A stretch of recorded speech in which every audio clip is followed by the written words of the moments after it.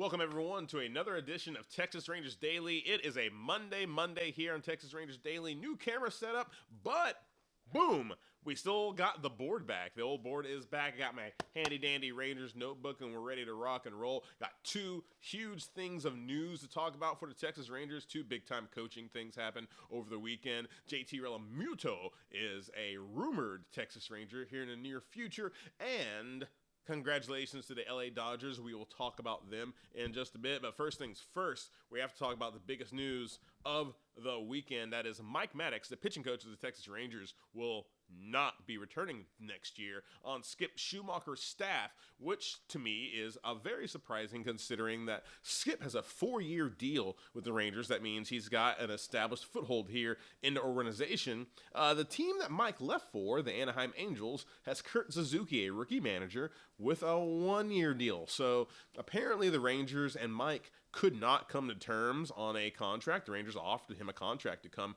and return, so it seems like Skip might have wanted him. But here's the thing. Why would a guy like Mike Maddox go to a place like Anaheim with, a few good young pitchers, but with a manager who doesn't really have a strong hold of where the organization could go in the future? I think there's something going on with the Rangers financially, and maybe where we might see some of these bigger name pitchers headed that maybe Mike wasn't down with. Or maybe Mike wasn't down with the way that Skip Schumacher was going to run the team. Who knows? This is Mike's third season of his second stint with the Rangers. His first stint was from 2009 to 2015, I think was when he left. And he had a great run then. In fact, the runs of Mike Maddox as the Texas Rangers manager, he had the best ERA in Rangers history this year. Not in the history of this year, of the best ERA of the majors this year. Of the top 20 ERAs in Texas Rangers history, Mike Maddox has been the pitching coach for 3 of them, and he has the only ERAs under 4 in Texas Rangers history since 1990. So he's the reason why, if any pitching staff for the Texas Rangers has been good basically for the past 30 years, it's been because of Mike Maddox. It's been because of Mad Dog. So thank you, Mad Dog. Thank you for getting us to 2 World Series. Thank you for winning us 1. It calls into question the direction of the Rangers and where they're going and how they're going to build out the staff around Skip Schumacher. I'm not sure who the leading candidate to take Mike Maddox's job would be. I don't really know. The pitching coach is a different type of animal when it comes to filling out your coaching positions, because it's not always a great pitcher. It's not always somebody who had this great career that is going to be able to teach how to pitch in the major leagues. It's got to be somebody who has, like Mike Maddox did, had this way of touching people in many ways and calming them down, and then going over, of course, scouting reports and all that stuff. But again, calming them down mid-game was one of Mike Maddox's really big pluses as a pitching coach. So he's going to bring his talents to LA, and we're going to have to, deal with Mike Maddox pitching staff for a couple of years to come, or maybe just 1 year to come. We will also be getting rid of, or saying goodbye to, Tony Beasley, third base coach of the Texas Rangers. He was actually third base coach for the past decade, so 2015 to 2025. A long tenure considering how many managers, I think 3 different managers in that time span. You had Bannister, you had Woody, you had, Bochy. I think he actually might have been here for the last year of Wash. So, a lot of different managers, a lot of different people, a lot of different personalities going in, but they all like Beasley. Beasley, to me, was known for the maybe shouldn't have sent him, maybe should have sent him a lot more, but apparently he was really consistent to be able to keep the job for a decade, so you can't really blame him for it much. I mean, and in fact, during that time period, a handy dandy notebook, Phil, during that time period, we won a World Series, so something had to be good for what Tony was doing. But here's the thing, the other people, the staff, like Bobby Wilson's already gone. So you got Mike Maddox gone, Bobby Wilson gone. You have Tony Beasley gone. Now all you're looking at is Brett Boone and the first base coach. Maybe he's gone too. And again, I think this might be just a full blowout. This might be a full coaching staff blowout. Let's start anew. Let's give this next chapter of the Texas Rangers a new, fresh start. And you know what? I'm okay with that. I'm totally okay with that. We did this thing. We did this version of the Texas Rangers, and since 2022, it really hasn't worked except for a World Series.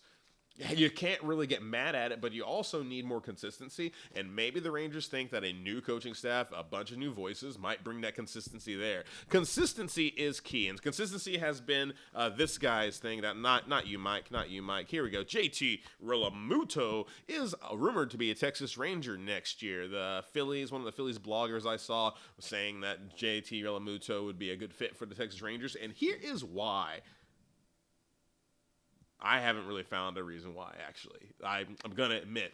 As much as I like the idea of getting a guy who hit 270 his entire career, 180 home runs, 2 Gold Gloves, Silver Slugger, that all sounds good, but the man is 35 years old. That may be not super, super old. I mean, I'm 38 as a person. In baseball years as a catcher, that's pretty old.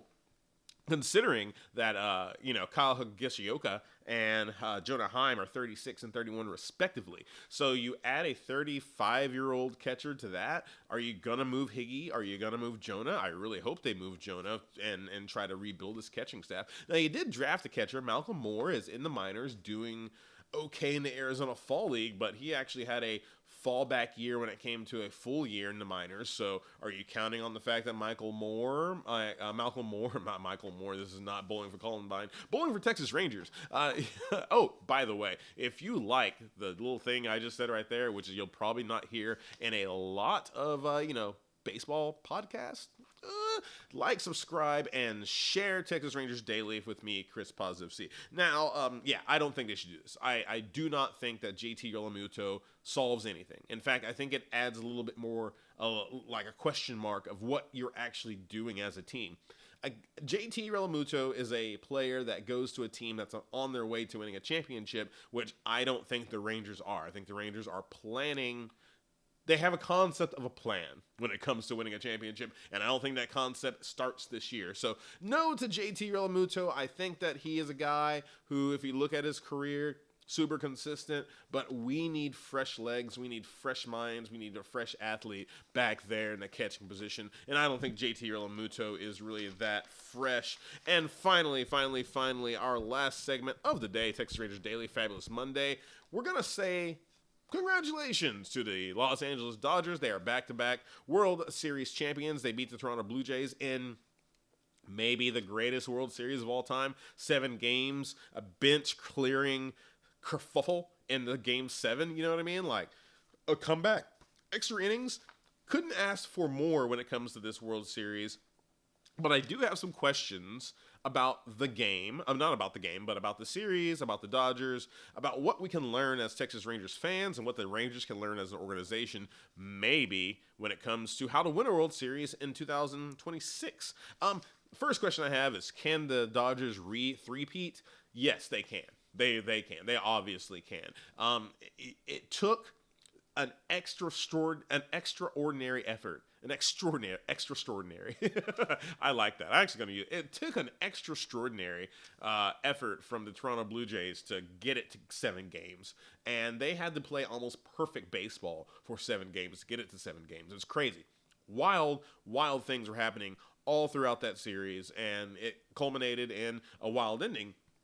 So it makes sense that, they get pushed that far. But the Dodgers aren't hurting for, the players that are going to be back next year. And so here's the thing. Maybe Freddie Freeman is finally over the hill. Maybe Mookie Betts has a down year. Maybe all these other guys maybe Will Smith, the Will Smith thing, it finally falls away and, Will Smith is not in the World Series or wins the World Series next year. It could happen, but I wouldn't bet on it. I would not bet money on the Dodgers not winning the World Series next year, considering they still have the greatest player possibly in Major League Baseball history, Shohei Ohtani, and they can spin, and a lot of their acquisitions have just hit.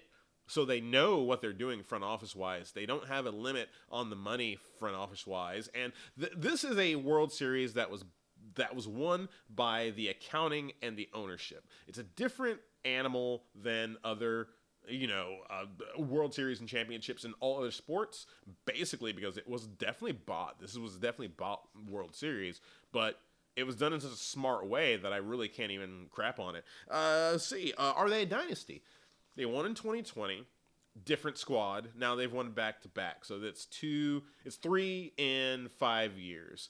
I don't think you can count that as dynasty yet because of how different the makeup of the 2020 team and the 2024 and 25 team are.